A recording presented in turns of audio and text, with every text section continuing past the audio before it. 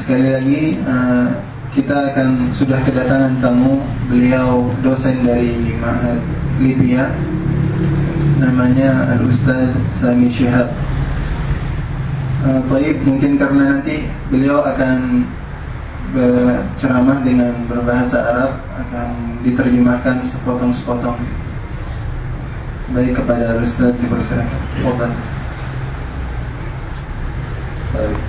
Bismillahirrahmanirrahim. Alhamdulillah rabbil alamin, wassalatu wassalamu ala asyrafil anbiya'i wal mursalin, nabiyina Muhammadin wa ala alihi wa sahbihi ajma'in. Amma ba'd.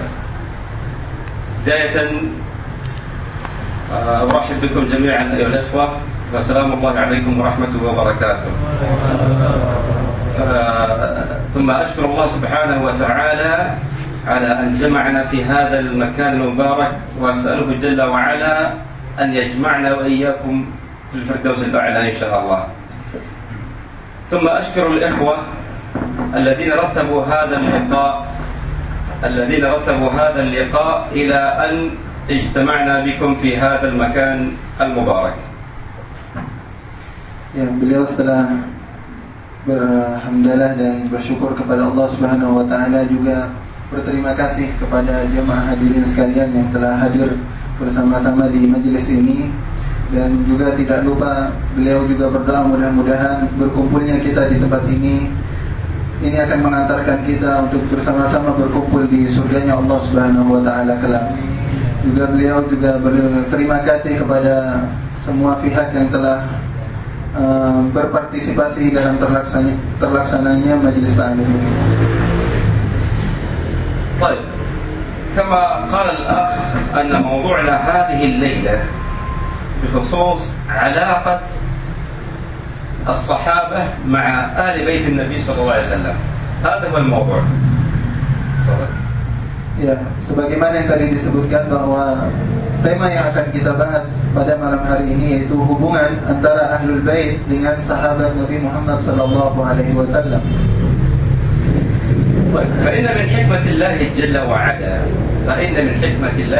وعلا أن أرسل إلينا رسلا وأنزل الكتب إليهم وجعل للرسل أتباعا وحواريين وجعل هذه الأمة خير أمة أخرجت للناس. ثم أنزل الله سبحانه وتعالى أفضل الرسل وأفضل الأنبياء لنا جميعا. Dan salah satu hikmah yang bisa kita ambil yaitu Allah Subhanahu wa taala telah menciptakan dan menurunkan kepada kita para rasul dan para nabi, dan juga Allah Subhanahu wa taala menurunkan kepada kita kitab-kitabnya sehingga memberikan penerangan kepada kita mana yang baik dan mana yang benar.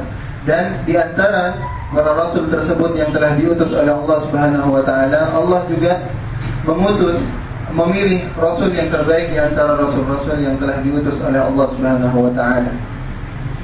Allah Subhanahu wa taala كذلك جعل لنبينا محمد صلى الله عليه وسلم أفضل الأتباع وأكثر الأتباع كذلك، حيث أثنى الله سبحانه وتعالى جل وعلا بهؤلاء الأتباع. Dan juga salah satu fadilah keutamaan dari Nabi Muhammad sallallahu alaihi wasallam, di mana beliau sebagai rasul yang terbaik, Allah Subhanahu wa taala juga menjadikan kepada Nabi kita Muhammad sallallahu alaihi wasallam pengikut-pengikut yang terbaik. Itu adalah salah satu keutamaan yang diberikan oleh Allah Subhanahu wa taala. فمدار حديثنا هذه الليلة عن أصحاب النبي صلى الله عليه وسلم، ولن أتكلم كثيرا عن آل البيت لأن الكلام إن شاء الله يكون عن طريق البروجيكتور.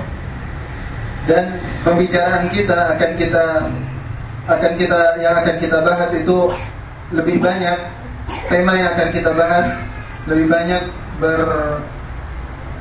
di sekitar sahabat Nabi Muhammad SAW, dan tidak akan bercerita dan membahas tentang Ahlul Bait Nabi Muhammad SAW. Dan nanti di akhir kita akan membahas lewat LCD yang akan kita siapkan bersama-sama. طيب، الصحابة يجب أولا أن نعرف مكانتهم عند الله سبحانه وتعالى وقدرهم عند الله، ثم قدرهم ومكانتهم عند النبي صلى الله عليه وسلم، ثم حقوقهم علينا ما واجبنا نحو الصحابة. Kita akan bahas kedudukan Nabi Muhammad SAW dan bagaimana hak-hak dari sahabat dan apa kewajiban kita terhadap sahabat Nabi Muhammad SAW. أولا كما تعلمون أيها الأخوة الصحابي هو من لقي النبي صلى الله عليه وسلم وآمن به فاتبعه إلى أن مات وهو على ملة الإسلام حدثه أو لم يحدث. بمعنى في حجة الوداع كان عدد الصحابة الذين حجوا مع النبي صلى الله عليه وسلم أكثر من 100,000 تقريبا وهم لم يحدث النبي صلى الله عليه وسلم فهؤلاء أصحاب النبي صلى الله عليه وسلم.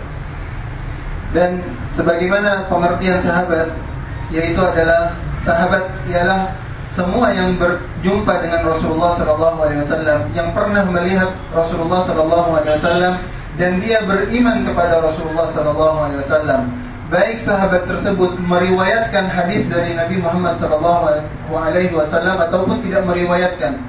Sebagaimana haji wada, kita ketahui bahwa haji wada itu dihadiri oleh ratusan ribu kaum muslimin, tetapi di antara mereka ada yang tidak meriwayatkan hadis dari Nabi Muhammad SAW, tapi mereka semuanya karena sudah melihat Nabi Muhammad SAW, mereka disebut sebagai sahabat Nabi Muhammad SAW.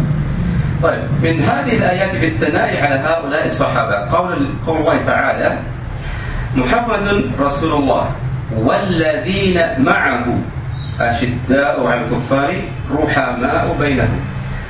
أشداء على الكفار رحماء بينهم. زكاة الله سبحانه وتعالى زكى لهؤلاء في ظاهرهم. تراهم ركعا سجدا كل هذا ظاهر ثم يبتغون فضلا من الله ورضوانه زكاة لهم في بواطنهم. Dan salah satu dalil yang menegaskan bahwa Allah Subhanahu wa taala memuji sahabat Nabi Muhammad SAW yaitu ayat yang berbunyi Muhammadur Rasulullah walladzina amanu ma'ahu asyidda'u 'alal kuffar ruhama'u bainahum. Muhammad adalah utusan Allah, walladzina ma'ahu, dan orang-orang yang bersamanya, yang di sekelilingnya, walladzina ma'ahu asyidda'u 'alal kuffar, mereka itu bersikap tegas terhadap orang-orang kafir, ruhama'u bainahum, dan mereka saling menyayangi di antara kaum muslimin. Allah Subhanahu wa taala membersihkan, mensucikan sahabat Nabi Muhammad SAW dari sisi zahirnya dan juga dari sisi batinnya. Batinnya yaitu ruhama'u bainahum, saling mengasihi di antara kaum muslimin. ركزوا معي يا إخوة أن الله زكى البواطن. انظروا اسمعوا إلى هذه الآية الثانية لقد رضي الله عن المؤمنين إذ يبايعونك تحت الشجرة فعلم ما في قلوبهم. النتيجة فأنزل السكينة عليهم وأثابهم فتحا قريبا. أريدكم أن تذكروا إلى النهاية بخصوص تزكية الله سبحانه وتعالى للصحابة في البواطن. Dan kita lihat dan kita harus perhatikan bagaimana Allah Subhanahu wa taala menegaskan kesucian para sahabat Nabi Muhammad SAW dari sisi batinnya, di mana Allah Subhanahu wa taala berfirman, laqad radiyallahu 'anil mu'minina idh yubayyi'unaka tahta asy-syajarah fa'alima ma fi qulubihim fa'anzala as-sakinata 'alaihim wa asabahum fathan qariba. Allah Subhanahu wa taala berfirman, Allah Subhanahu wa taala telah rela, telah ridha kepada orang-orang kaum mukminin, di mana kaum mukminin yang yubayyi'unaka, yang telah berbaiat bersamamu wahai Muhammad, tahta syajarah, di bawah pohon, yaitu bai'atur ridwan. Wa tahta syajarati fa'alima ma fi qulubihim. Allah Subhanahu wa taala mengetahui apa yang ada di hati mereka dari sisi keimanannya. Ini adalah penegasan dari Allah Subhanahu wa taala bahwa mereka itu suci dari sisi batinnya. طيب جميل يا اخوان. سؤال. لماذا الله سبحانه وتعالى ذكر طبعا آيات كثيرة، لماذا يركز على تزكية الباطن؟ ما لنا الجواب؟ Ya, ini ada pertanyaan. Kenapa? Kira-kira kenapa Allah Subhanahu wa taala fokus di sini di ayat tersebut, fokus penegasan Allah Subhanahu wa taala itu pensucian para sahabat dari sisi batinnya.